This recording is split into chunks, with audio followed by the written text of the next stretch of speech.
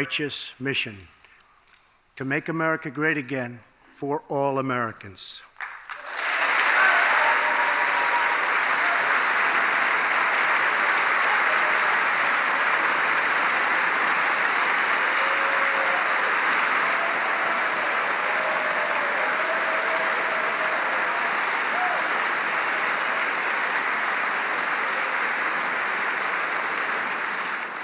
Over the last year, we have made incredible progress and achieved extraordinary success.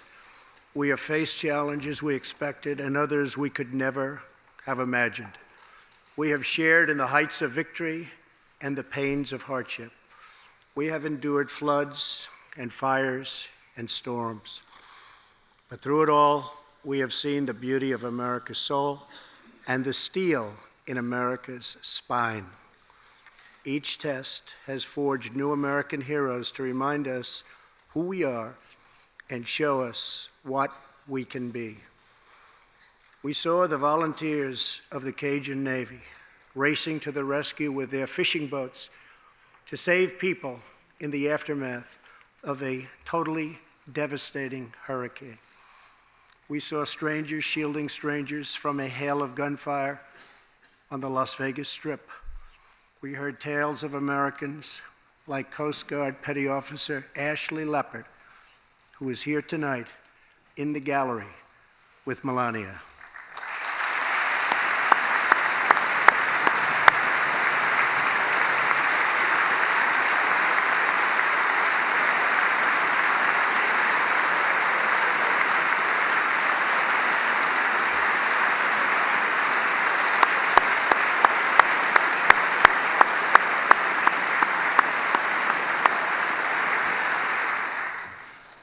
Ashley was aboard one of the first helicopters on the scene in Houston during the Hurricane Harvey. Through 18 hours of wind and rain, Ashley braved live power lines and deep water to help save more than 40 lives. Ashley, we all thank you. Thank you very much.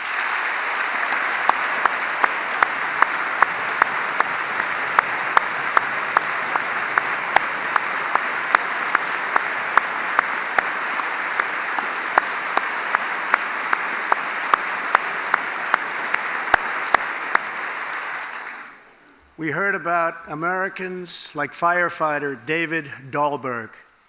He's here with us also. David faced down walls of flame to rescue almost 60 children trapped at a California summer camp threatened by those devastating wildfires. To everyone still recovering in Texas, Florida, Louisiana, Puerto Rico, and the Virgin Islands, everywhere, we are with you. We love you, and we always will pull through together, always.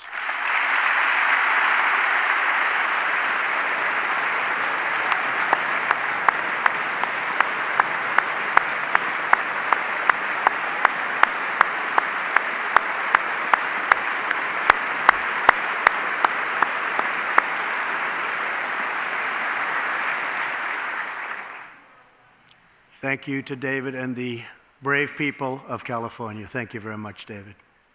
Great job. Some trials over the past year touched this chamber very personally. With us tonight is one of the toughest people ever to serve in this House. A guy who took a bullet, almost died, and was back to work 3.5 months later. The legend from Louisiana, Congressman Steve Scalise.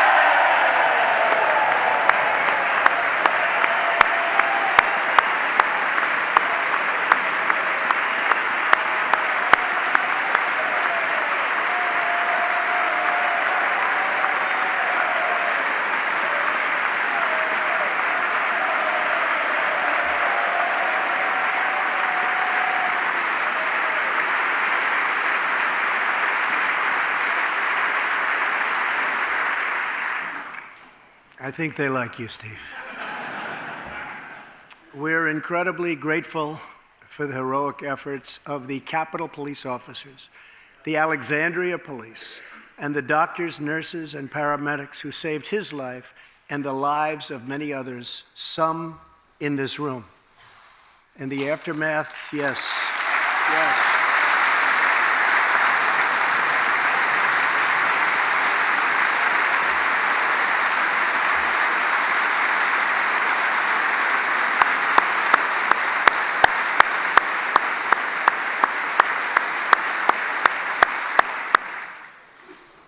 In the aftermath of that terrible shooting, we came together, not as Republicans or Democrats, but as representatives of the people.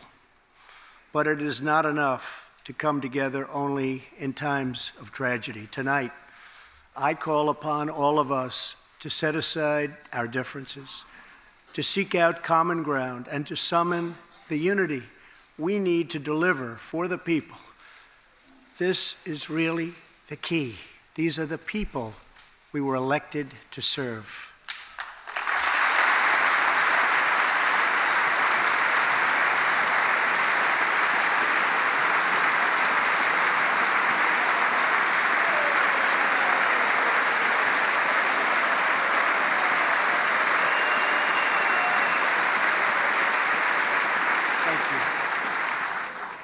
Over the last year, the world has seen what we always knew, that no people on earth are so fearless or daring or determined as Americans.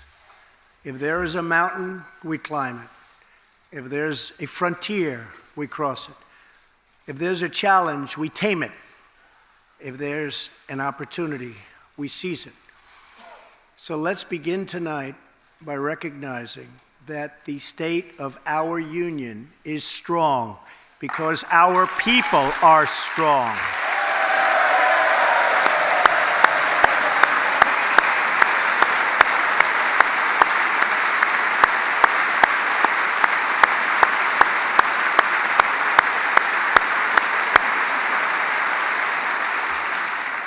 And together we are building a safe, strong, and proud America. Since the election, we have created 2.4 million new jobs, including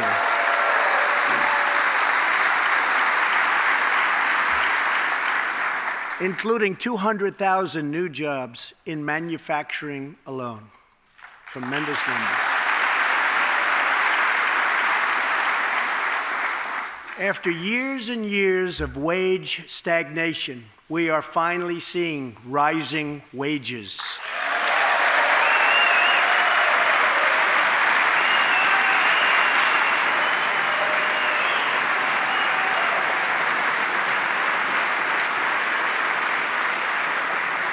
Unemployment claims have hit a 45-year low.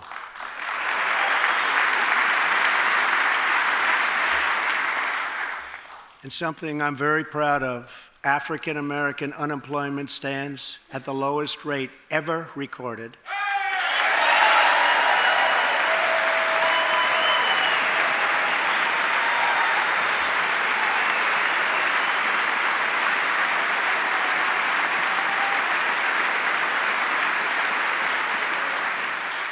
And Hispanic American unemployment has also reached the lowest levels in history.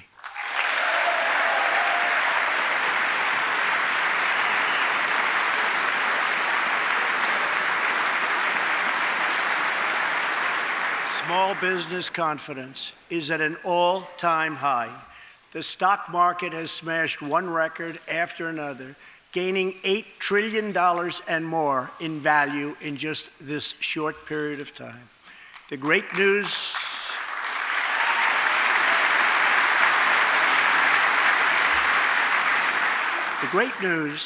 for Americans, 401k, retirement pension, and college savings accounts have gone through the roof.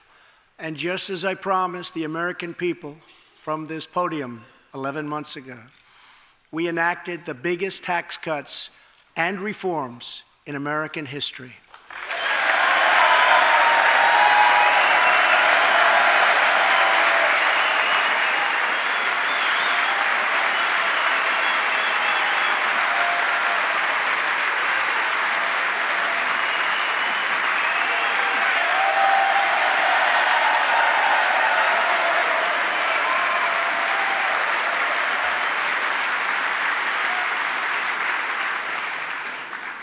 our massive tax cuts provide tremendous relief for the middle class and small business.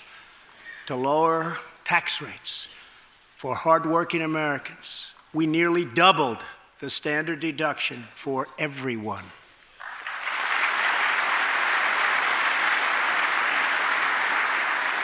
Now, the first $24,000 earned by a married couple is completely tax-free.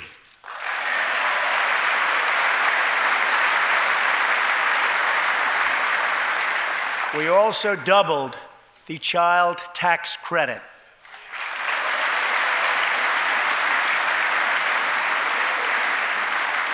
A typical family of four making $75,000 will see their tax bill reduced by $2,000, slashing their tax bill in half.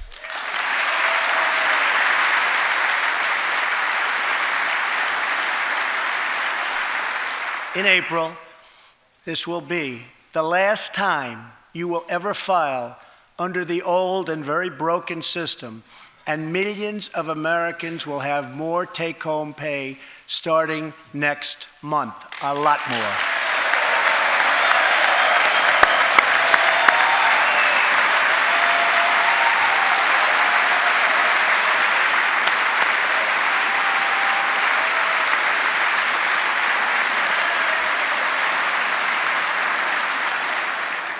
We eliminated an especially cruel tax that fell mostly on Americans making less than $50,000 a year, forcing them to pay tremendous penalties simply because they couldn't afford government-ordered health plans.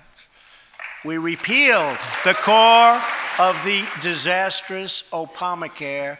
The individual mandate is now gone. Thank heaven.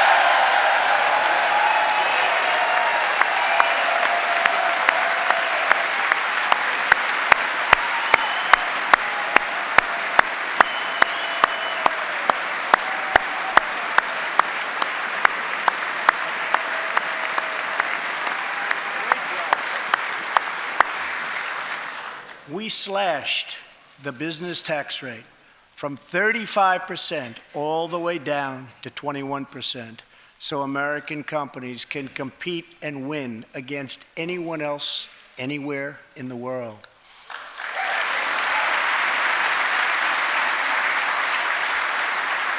These changes alone are estimated to increase average family income by more than $4,000. A lot of money.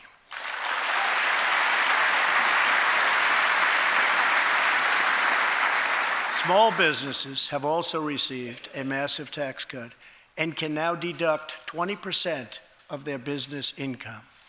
Here tonight are Steve Staub and Sandy Keplinger of Staub Manufacturing, a small, beautiful business in Ohio.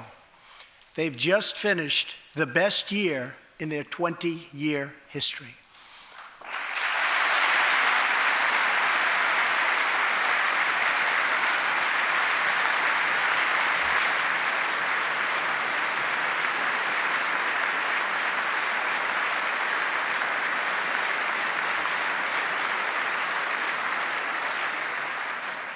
Because of tax reform, they are handing out raises, hiring an additional 14 people, and expanding into the building next door. Good feeling.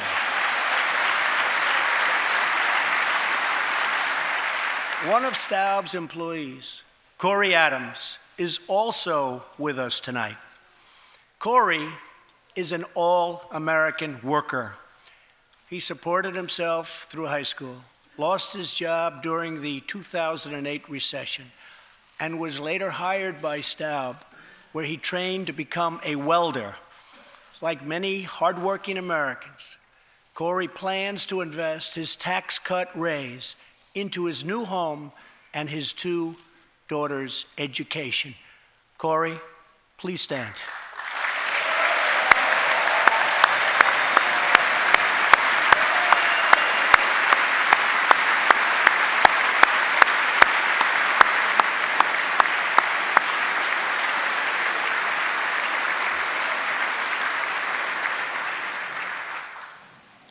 and he's a great welder. I was told that by the man that owns that company that's doing so well. So congratulations, Corey. Since we passed tax cuts, roughly 3 million workers have already gotten tax cut bonuses, many of them thousands and thousands of dollars per worker, and it's getting more every month, every week. Apple has just announced it plans to invest a total of $350 billion in America and hire another 20,000 workers.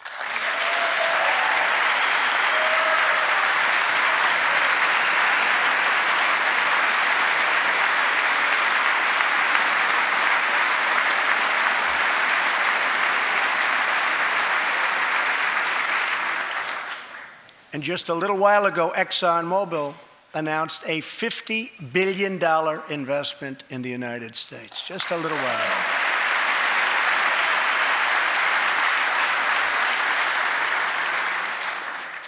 This, in fact, is our new American moment. There has never been a better time to start living the American dream. So to every citizen watching at home tonight, no matter where you've been or where you've come from, this is your time. If you work hard, if you believe in yourself, if you believe in America, then you can dream anything. You can be anything. And together, we can achieve absolutely anything.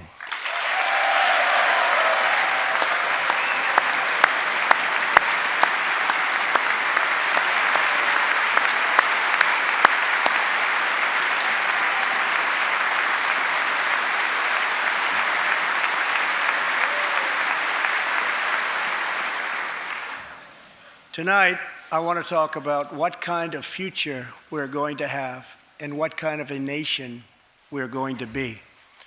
All of us together as one team, one people, and one American family can do anything. We all share the same home, the same heart, the same destiny, and the same great American flag.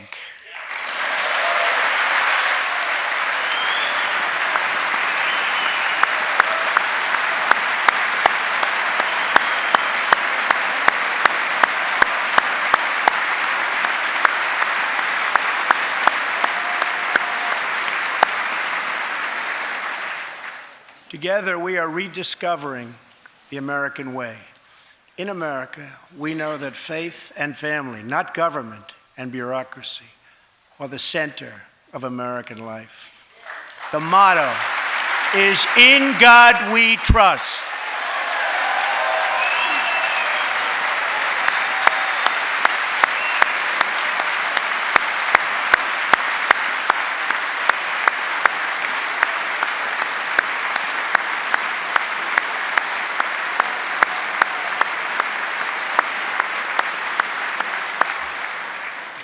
And we celebrate our police, our military, and our amazing veterans as heroes who deserve our total and unwavering support.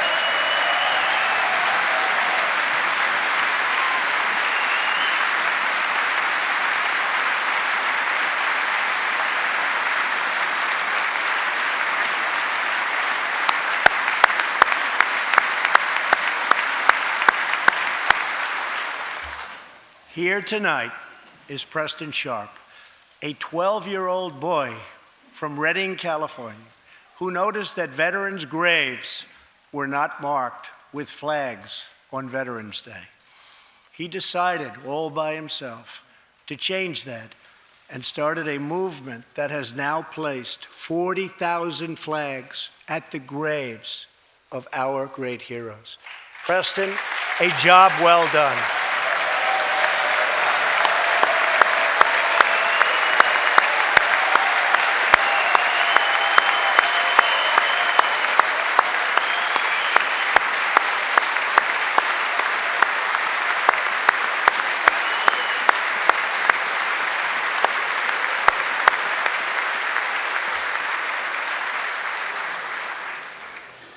Young patriots like Preston teach all of us about our civic duty, as Americans.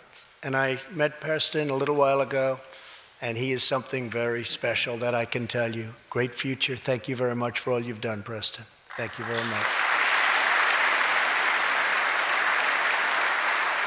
Preston's reverence for those who have served our nation reminds us of why we salute our flag, why we put our hands on our hearts for the Pledge of Allegiance, and why we proudly stand for the national anthem.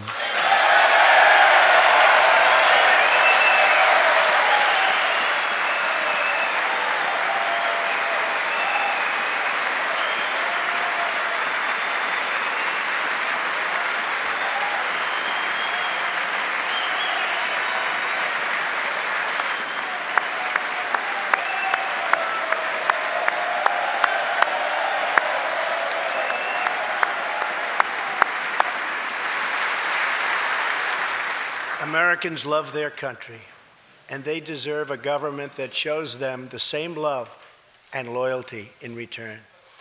For the last year, we have sought to restore the bonds of trust between our citizens and their government. Working with the Senate, we are appointing judges who will interpret the Constitution as written, including a great new Supreme Court justice and more circuit court judges than any new administration in the history of our country.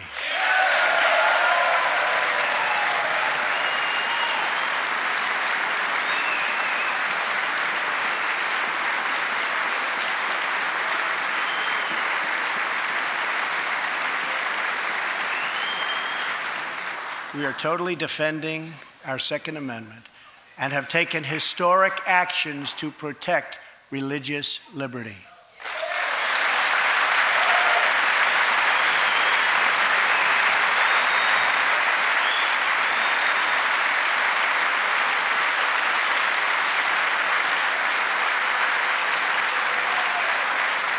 And we are serving our brave veterans, including giving our veterans choice in their health care decisions.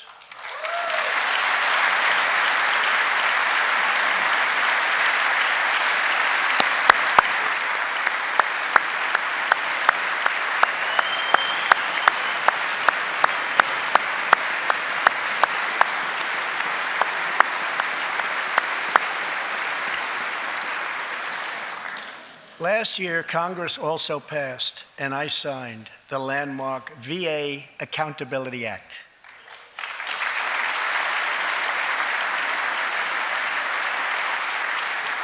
Since its passage, my administration has already removed more than 1,500 VA employees who failed to give our veterans the care they deserve, and we are hiring talented people who love our vets as much as we do.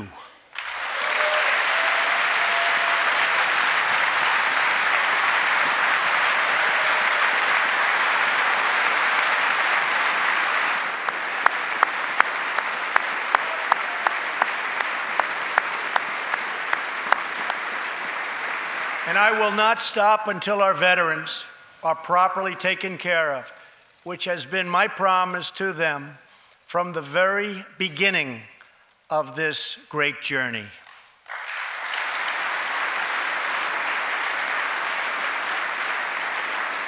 All Americans deserve accountability and respect, and that's what we are giving to our wonderful heroes, our veterans. Thank you.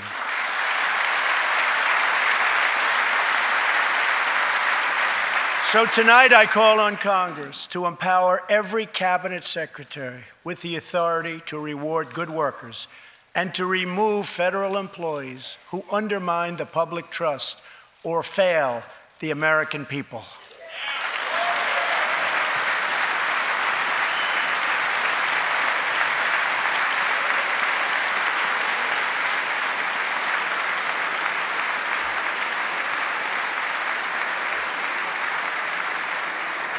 In our drive to make Washington accountable, we have eliminated more regulations in our first year than any administration in the history of our country.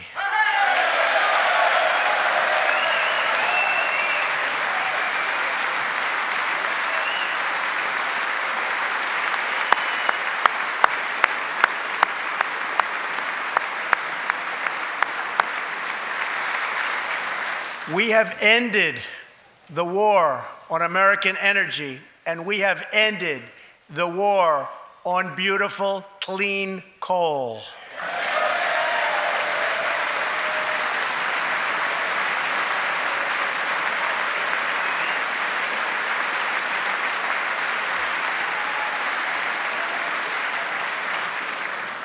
We are now very proudly an exporter of energy to the world.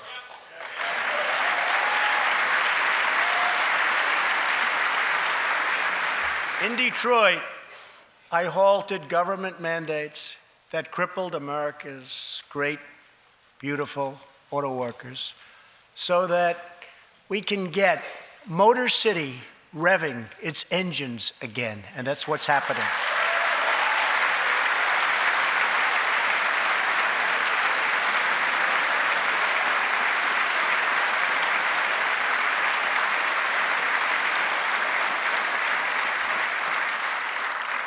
Many car companies are now building and expanding plants in the United States, something we haven't seen for decades. Chrysler is moving a major plant from Mexico to Michigan. Toyota and Mazda are opening up a plant in Alabama, a big one, and we haven't seen this in a long time. It's all coming back.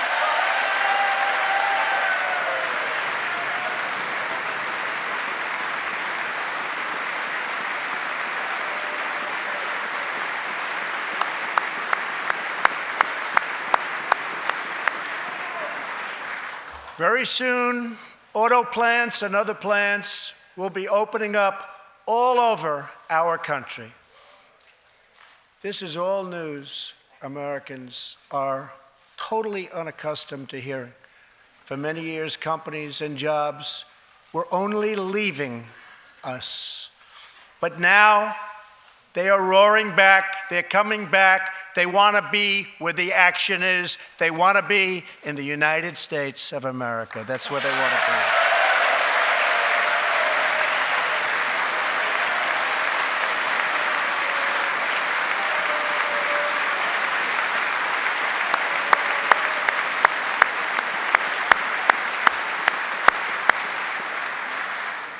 Exciting progress is happening every single day. To speed access to breakthrough cures and affordable generic drugs, last year, the FDA approved more new and generic drugs and medical devices than ever before in our country's history.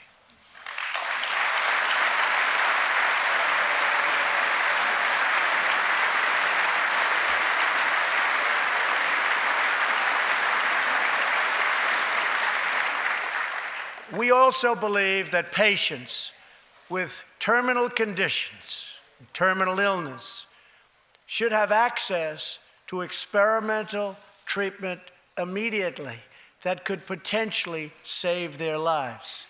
People who are terminally ill should not have to go from country to seek a cure. I want to give them a chance right here at home. It's time for Congress to give these wonderful, incredible Americans the right to try.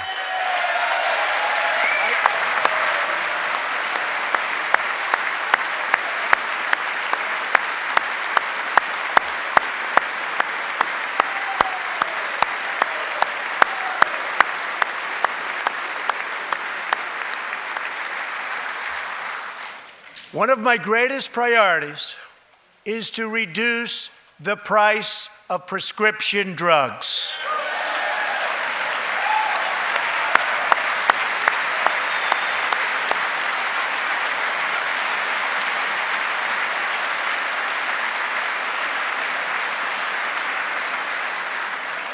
In many other countries, these drugs cost far less than what we pay in the United States, and it's very, very unfair. That is why I've directed my administration to make fixing the injustice of high drug prices one of my top priorities for the year.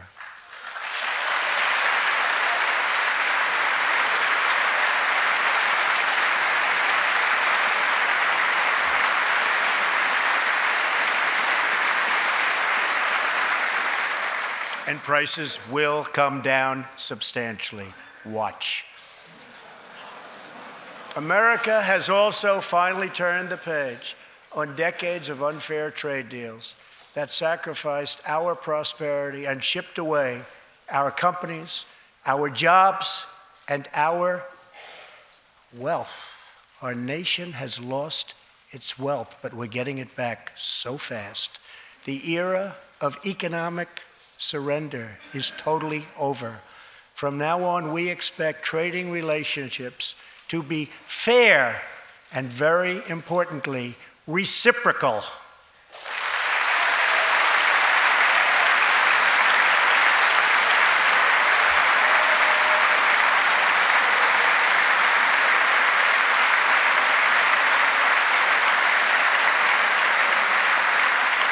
We will work to fix bad trade deals and negotiate new ones, and they'll be good ones, but they'll be fair. And we will protect American workers and American intellectual property through strong enforcement of our trade rules.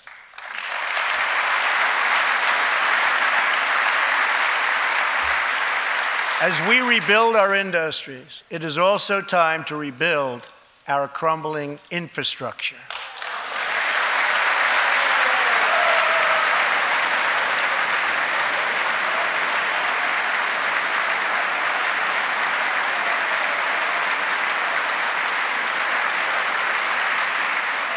America is a nation of builders. We built the Empire State Building in just 1 year. Isn't it a disgrace that it can now take 10 years just to get a minor permit approved for the building of a simple road?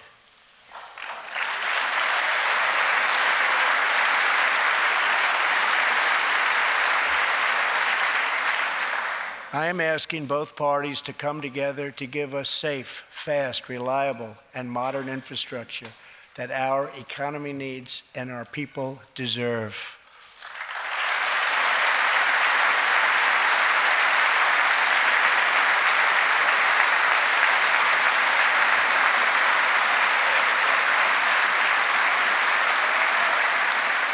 Tonight, I'm calling on Congress to produce a bill that generates at least $1.5 trillion for the new infrastructure investment that our country so desperately needs. Every federal dollar should be leveraged by partnering with state and local governments and, where appropriate, tapping into private sector investment to permanently fix the infrastructure deficit, and we can do it.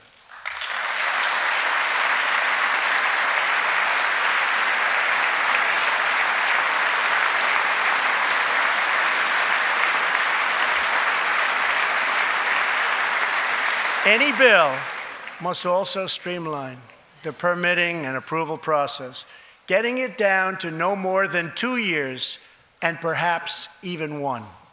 Together, we can reclaim our great building heritage.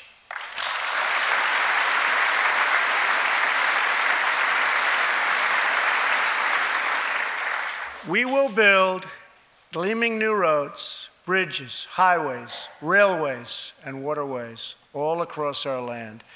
And we will do it with American heart, American hands, and American grit.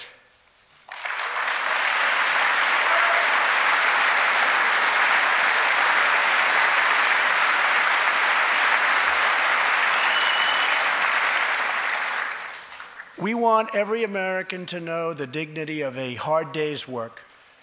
We want every child to be safe in their home at night. And we want every citizen to be proud of this land that we all love so much. We can lift our citizens from welfare to work, from dependence to independence, and from poverty to prosperity. As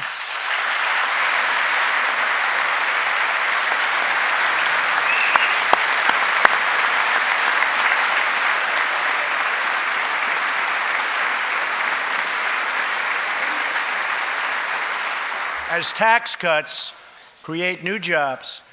Let's invest in workforce development, and let's invest in job training, which we need so badly.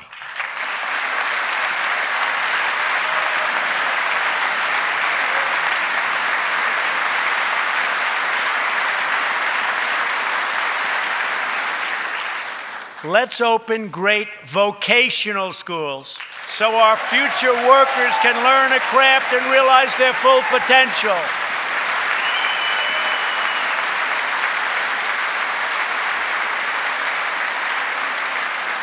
And let's support working families by supporting paid family leave.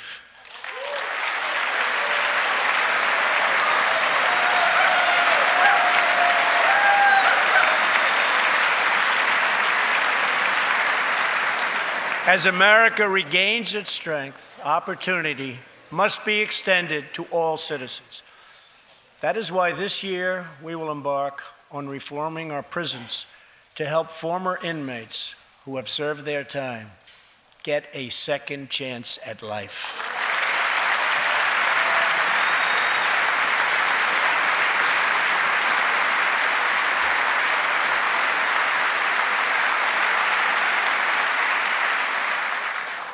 Struggling communities, especially immigrant communities, will also be helped by immigration policies that focus on the best interests of American workers and American families. For decades, open borders have allowed drugs and gangs to pour into our most vulnerable communities.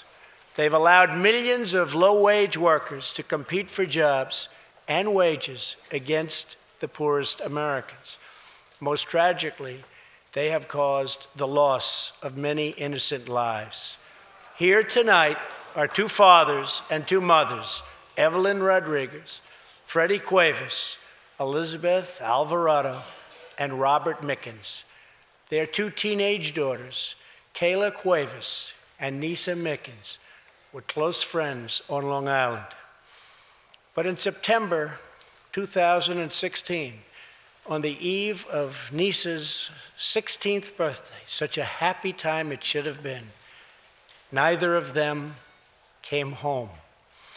These two precious girls were brutally murdered while walking together in their hometown. 6 members of the savage MS-13 gang have been charged with Kayla and Nisa's murders. Many of these gang members took advantage of glaring loopholes in our laws to enter the country as illegal, unaccompanied, alien minors and wound up in Kayla and Nisa's high school. Evelyn, Elizabeth, Freddie, and Robert, tonight everyone in this chamber is praying for you. Everyone in America is grieving for you. Please stand. Thank you very much.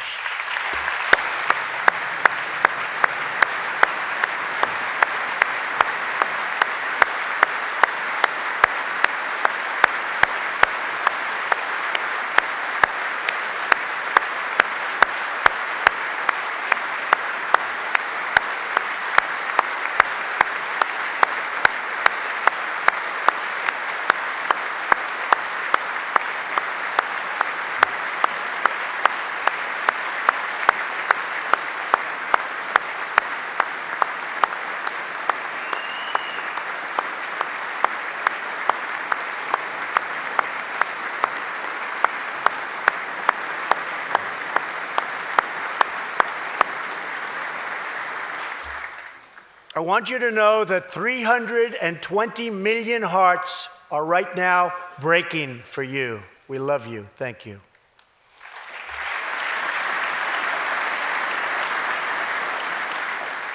While we cannot imagine the depths of that kind of sorrow, we can make sure that other families never have to endure this kind of pain.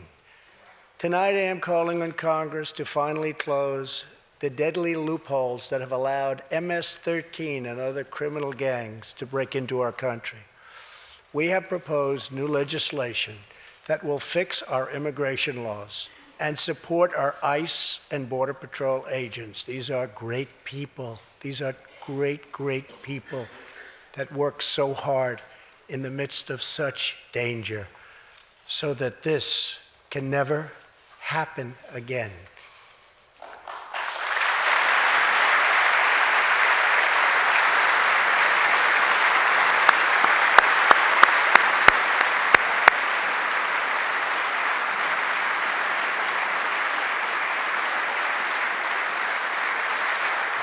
The United States is a compassionate nation. We are proud that we do more than any other country anywhere in the world to help the needy, the struggling, and the underprivileged all over the world. But as President of the United States, my highest loyalty, my greatest compassion, my constant concern is for America's children, America's struggling workers, and America's forgotten communities. I want our youth to grow up, to achieve great things. I want our poor to have their chance to rise. So tonight, I am extending an open hand to work with members of both parties, Democrats and Republicans, to protect our citizens of every background, color, religion, and creed.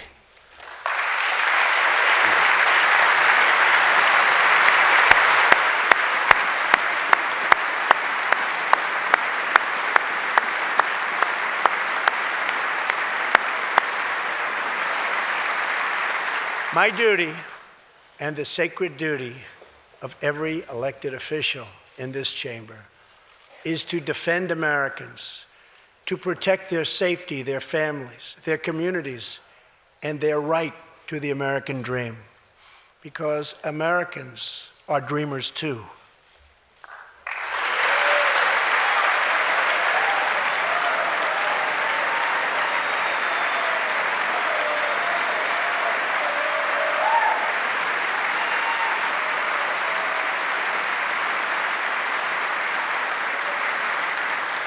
Here tonight is one leader in the effort to defend our country, Homeland Security Investigation Special Agent Celestino Martinez. He goes by DJ and CJ. He said, call me either one.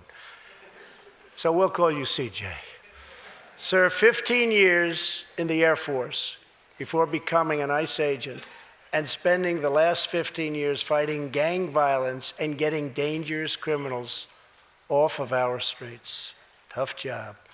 At one point, MS-13 leaders ordered CJ's murder, and they wanted it to happen quickly. But he did not cave to threats or to fear.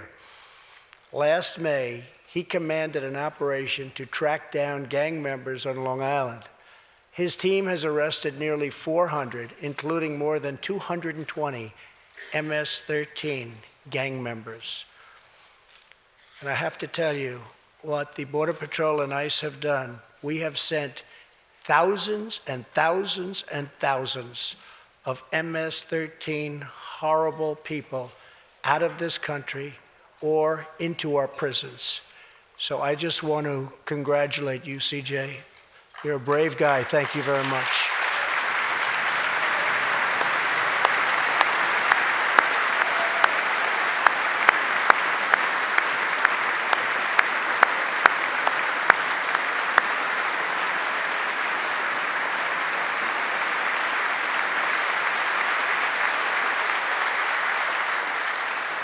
And I asked CJ, what's the secret? He said, we're just tougher than they are. And I like that answer.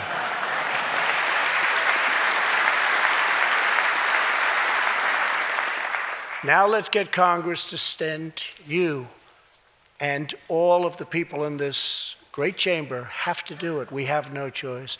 CJ, we're going to send you reinforcements, and we're going to send them to you quickly. It's what you need.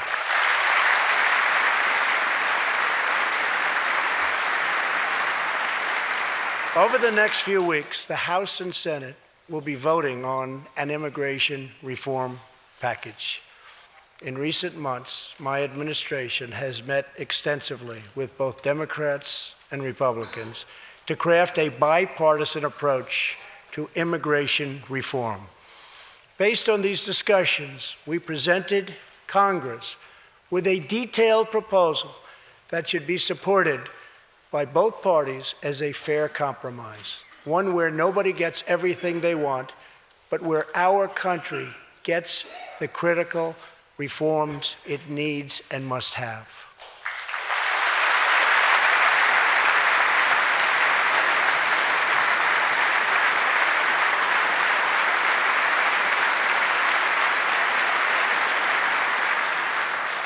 Here are the 4 pillars of our plan. The first pillar of our framework generously offers a path to citizenship for 1.8 million illegal immigrants who were brought here by their parents at a young age. That covers almost 3 times more people than the previous administration covered.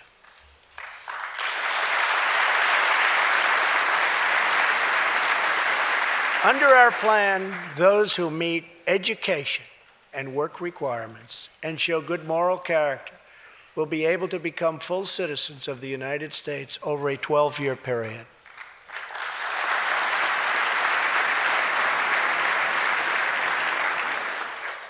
The second pillar fully secures the border.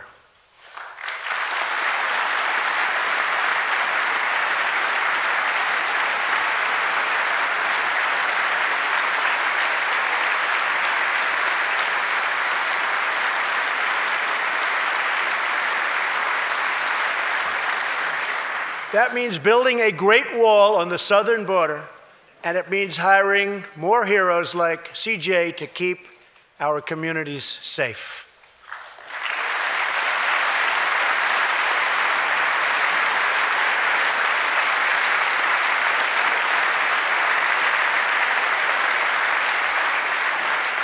Crucially, our plan closes the terrible loopholes exploited by criminals and terrorists to enter our country, and it finally ends the horrible and dangerous practice of catch and release.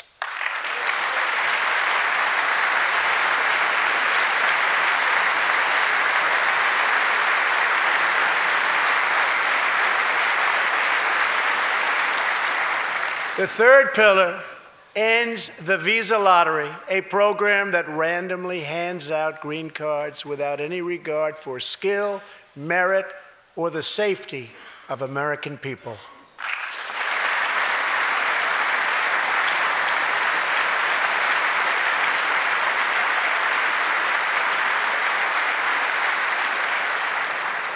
It's time to begin moving toward a merit-based immigration system, one that admits people who are skilled, who want to work, who will contribute to our society, and who will love and respect our country.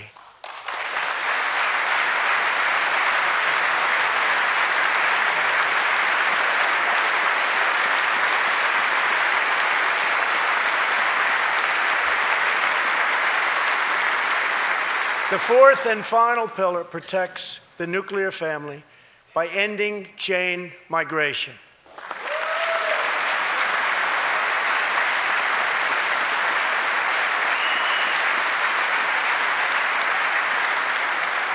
Under the current broken system, a single immigrant can bring in virtually unlimited numbers of distant relatives. Under our plan, we focus on the immediate family by limiting sponsorships to spouses and minor children.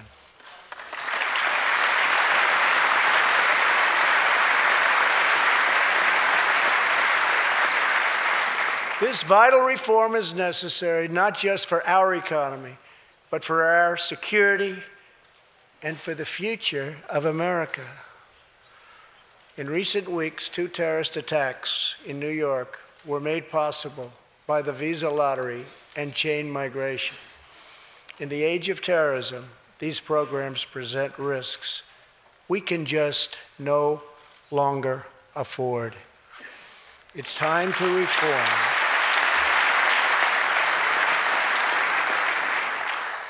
these outdated immigration rules and finally bring our immigration system into the 21st century.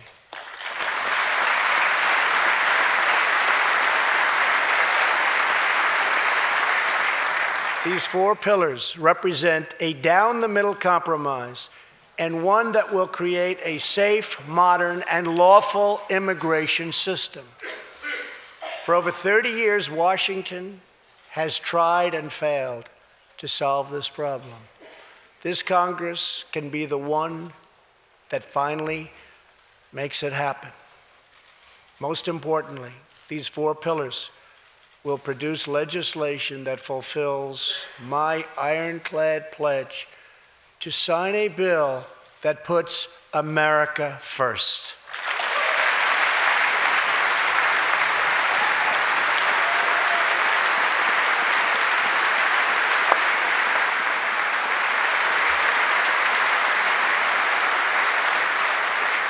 So let's come together, set politics aside, and finally get the job done.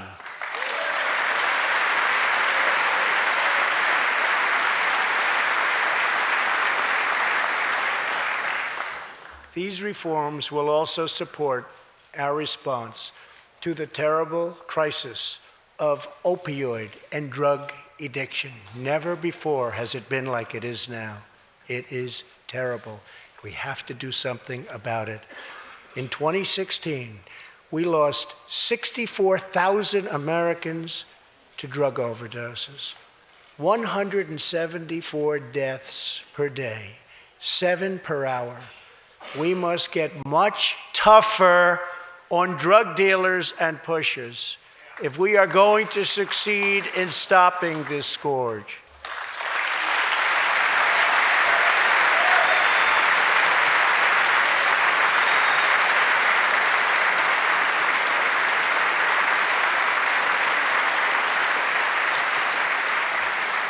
My administration is committed to fighting the drug epidemic and helping get treatment for those in need, for those who have been so terribly hurt. The struggle will be long and it will be difficult, but as Americans always do, in the end, we will succeed, we will prevail.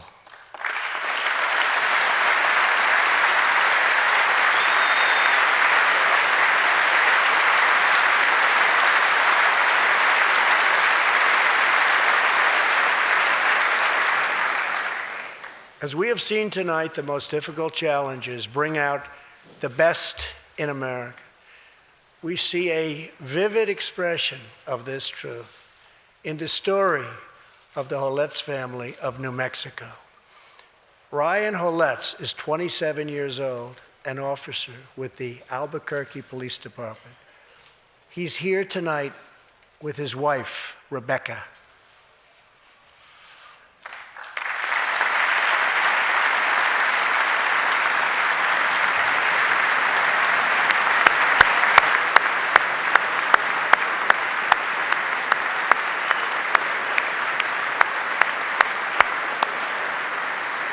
Thank you, Ryan.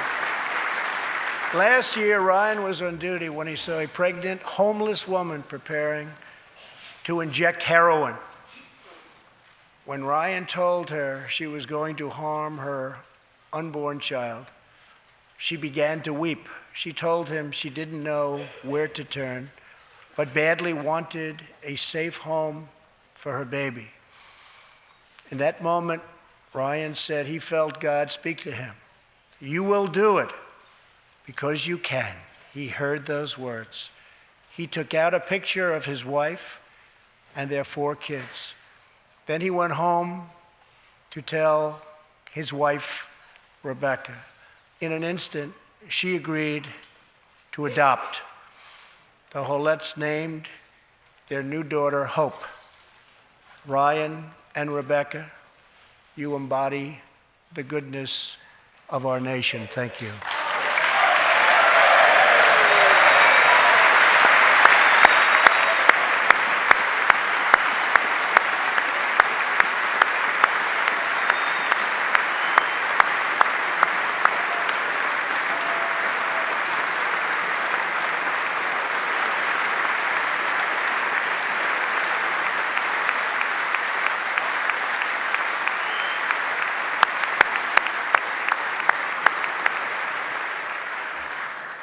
Thank you, Ryan and Rebecca.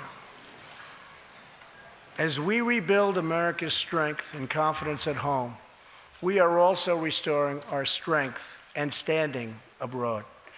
Around the world, we face rogue regimes, terrorist groups, and rivals like China and Russia that challenge our interests, our economy, and our values. In confronting these horrible dangers, we know that weakness is the surest path to conflict, and unmatched power is the surest means to our true and great defense. For this reason, I am asking Congress to end the dangerous defense sequester and fully fund our great military.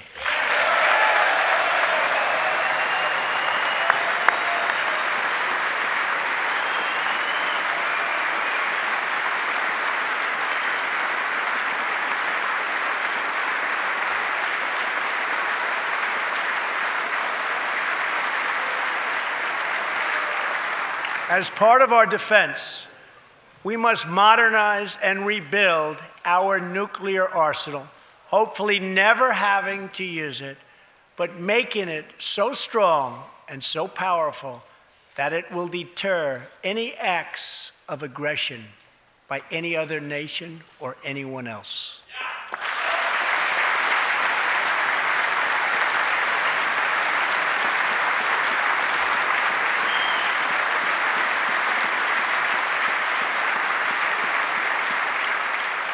Perhaps someday in the future, there will be a magical moment when the countries of the world will get together to eliminate their nuclear weapons. Unfortunately, we are not there yet, sadly. Last year, I also pledged that we would work with our allies to extinguish ISIS from the face of the earth. 1 year later, I am proud to report that the coalition to defeat ISIS has liberated very close to 100% of the territory just recently held by these killers in Iraq and in Syria and in other locations as well.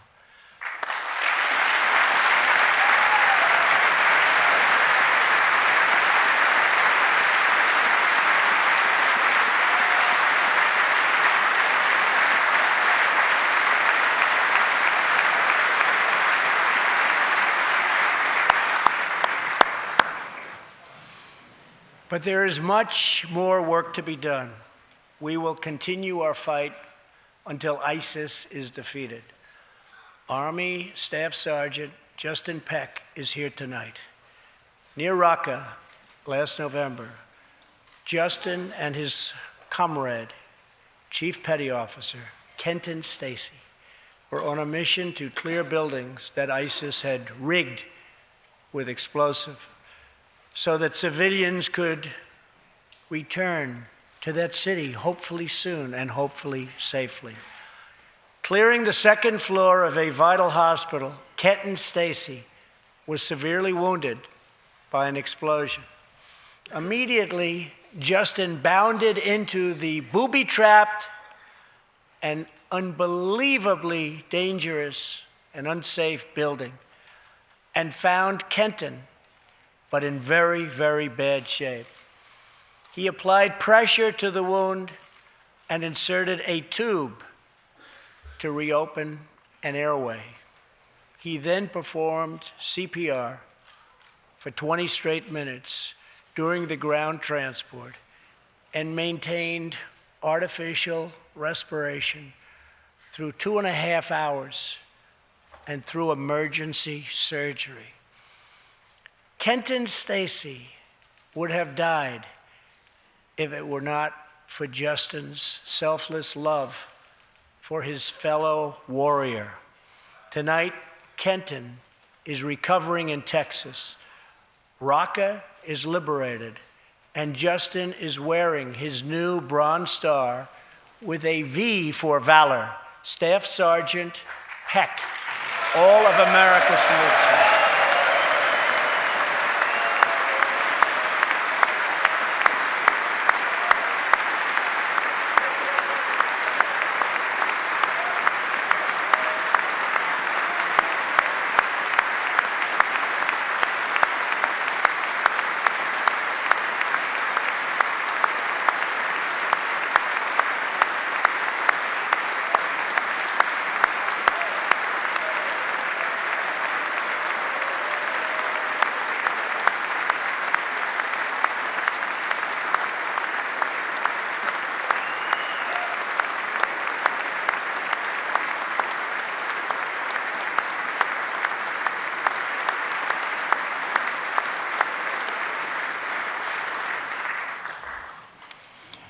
Terrorists who do things like place bombs in civilian hospitals are evil.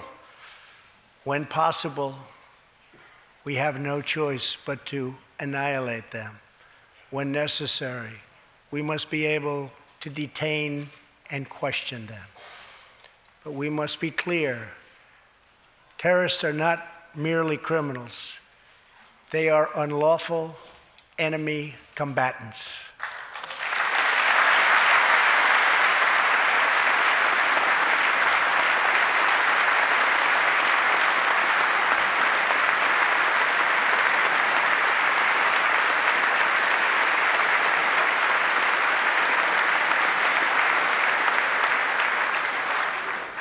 And when captured overseas, they should be treated like the terrorists they are. In the past, we have foolishly released hundreds and hundreds of dangerous terrorists, only to meet them again on the battlefield, including the ISIS leader, al-Baghdadi, who we captured, who we had, who we released. So today, I'm keeping another promise. I just signed, prior to walking in, an order directing Secretary Mattis, who is doing a great job. Thank you.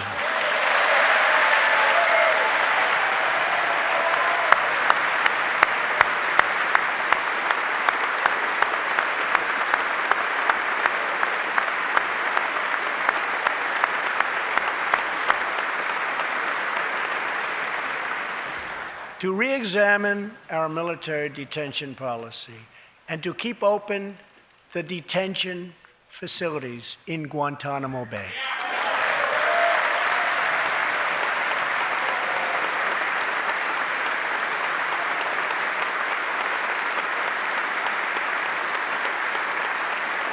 I am asking Congress to ensure that in the fight against ISIS and al-Qaeda, we continue to have all necessary power to detain terrorists wherever we chase them down, wherever we find them. And in many cases, for them, it will now be Guantanamo Bay.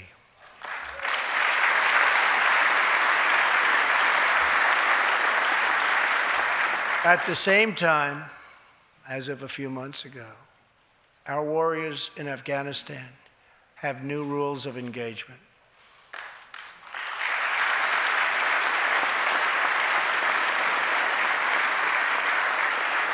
Along with their heroic Afghan partners, our military is no longer undermined by artificial timelines, and we no longer tell our enemies our plans.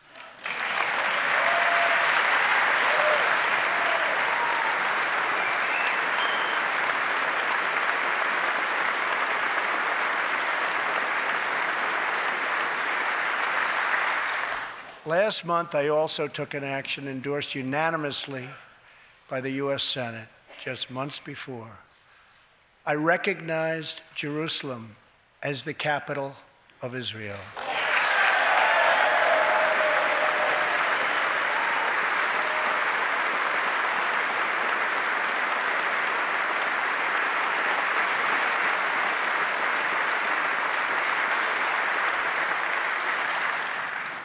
Shortly afterwards, dozens of countries voted in the United Nations General Assembly against America's sovereign right to make this decision.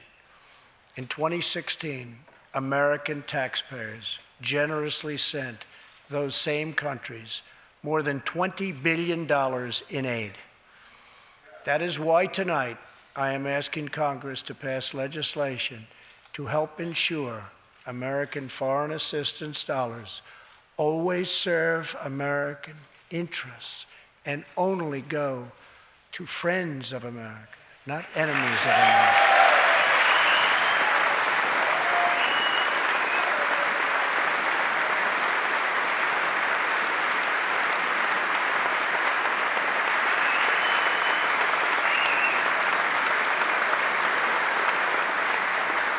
As we strengthen friendships all around the world, we are also restoring clarity about our adversaries.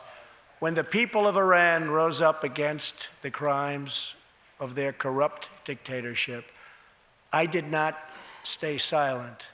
America stands with the people of Iran in their courageous struggle for freedom.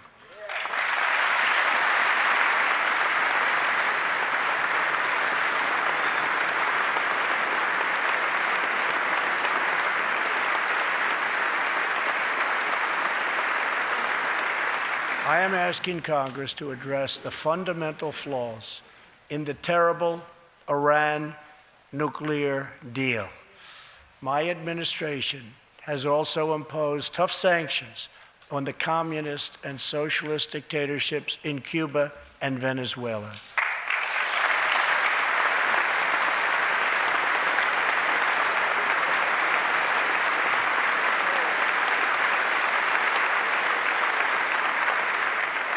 But no regime has oppressed its own citizens more totally or brutally than the cruel dictatorship in North Korea.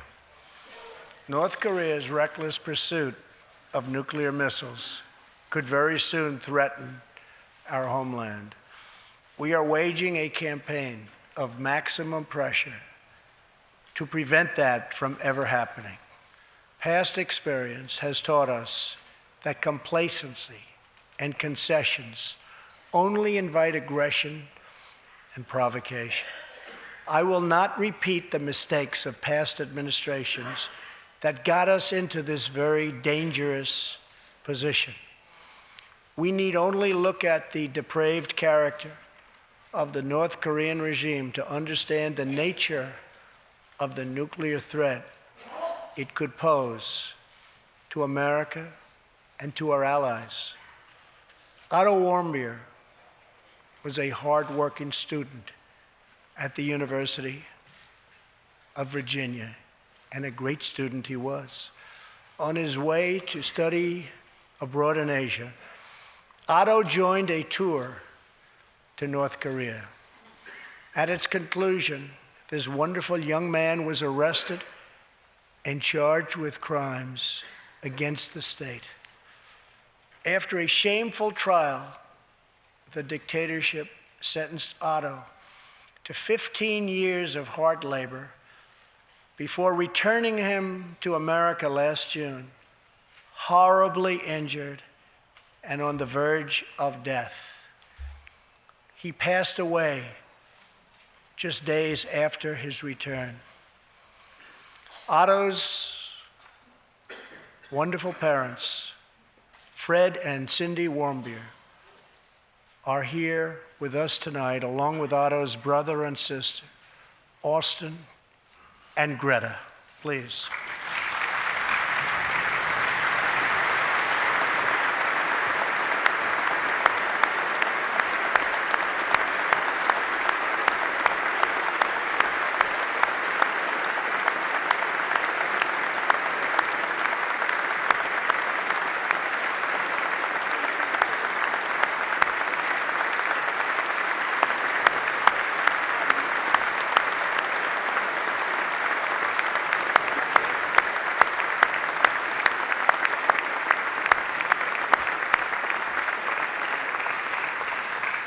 Incredible people. You are powerful witnesses to a menace that threatens our world, and your strength truly inspires us all. Thank you very much. Thank you.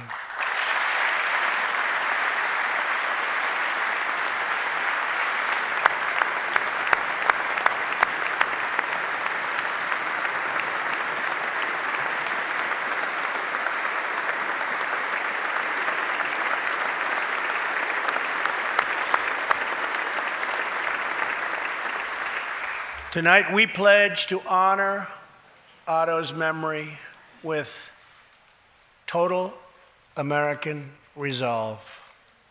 Thank you. Finally,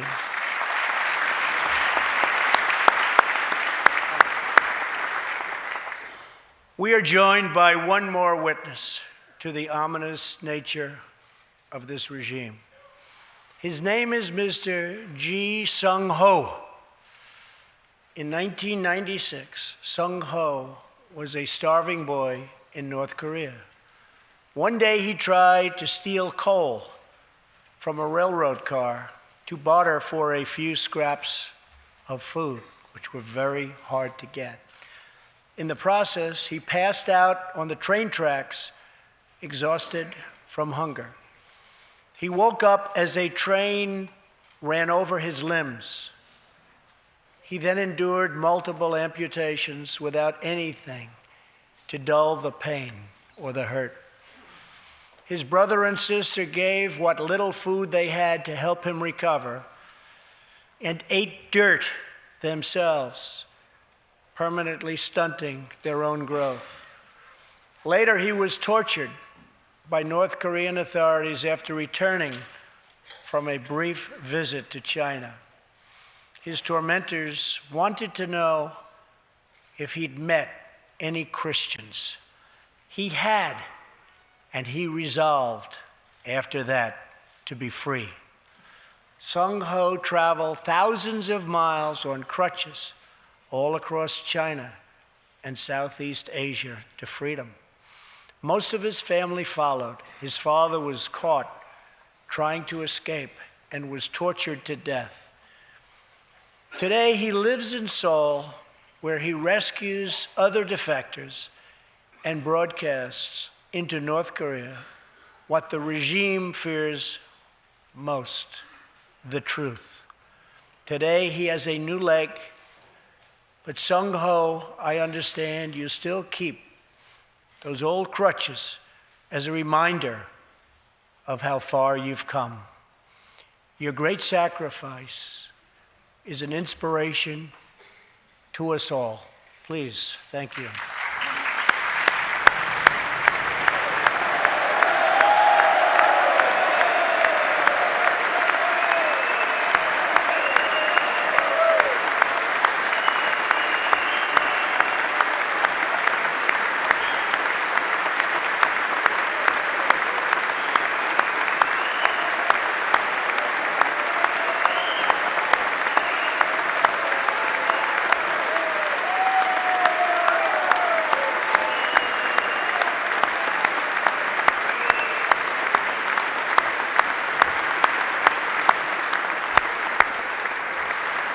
Sung Ho's story is a testament to the yearning of every human soul to live in freedom.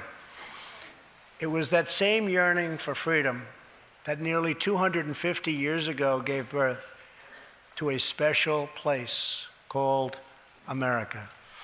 It was a small cluster of colonies caught between a great ocean and a vast wilderness. It was home to an incredible people with a revolutionary idea that they could rule themselves, that they could chart their own destiny, and that together they could light up the entire world. That is what our country has always been about. That is what Americans have always stood for, always strived for, and always done. Atop the dome of this Capitol stands the Statue of Freedom.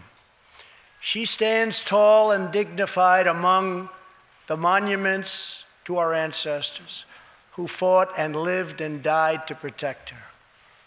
Monuments to Washington and Jefferson and Lincoln and King.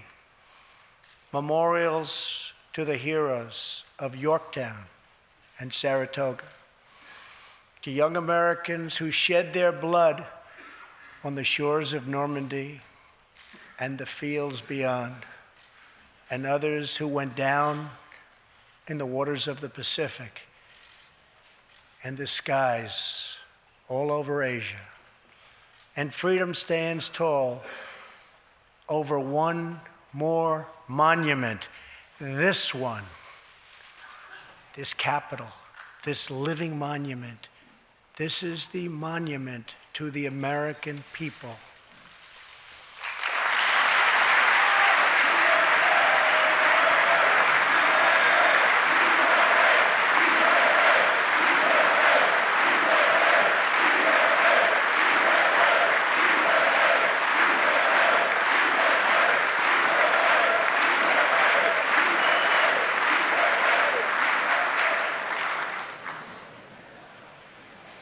We're a people whose heroes live not only in the past, but all around us, defending hope, pride, and defending the American way.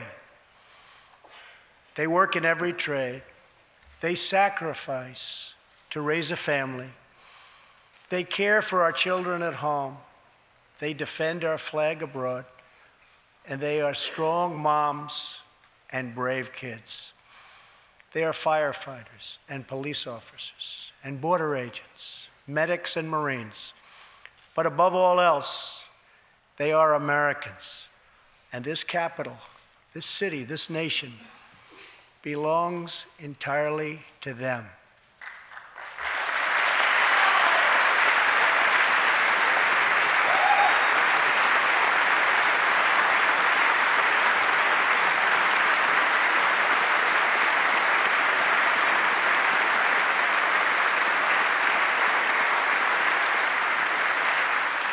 Our task is to respect them, to listen to them, to serve them, to protect them, and to always be worthy of them.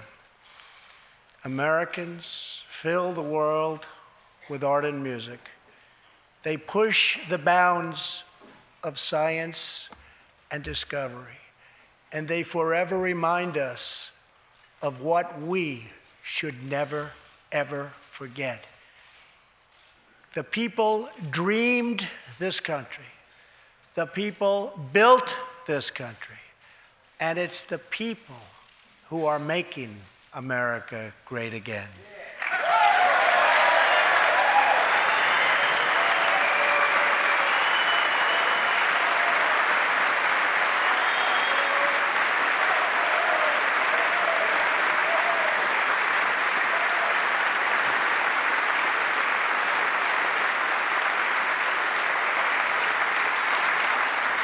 As long as we are proud of who we are and what we are fighting for, there is nothing we cannot achieve. As long as we have confidence in our values, faith in our citizens, and trust in our God, we will never fail. Our families will thrive. Our people will prosper. And our nation will forever be safe and strong and proud and mighty and free. Thank you, and God bless America. Good night.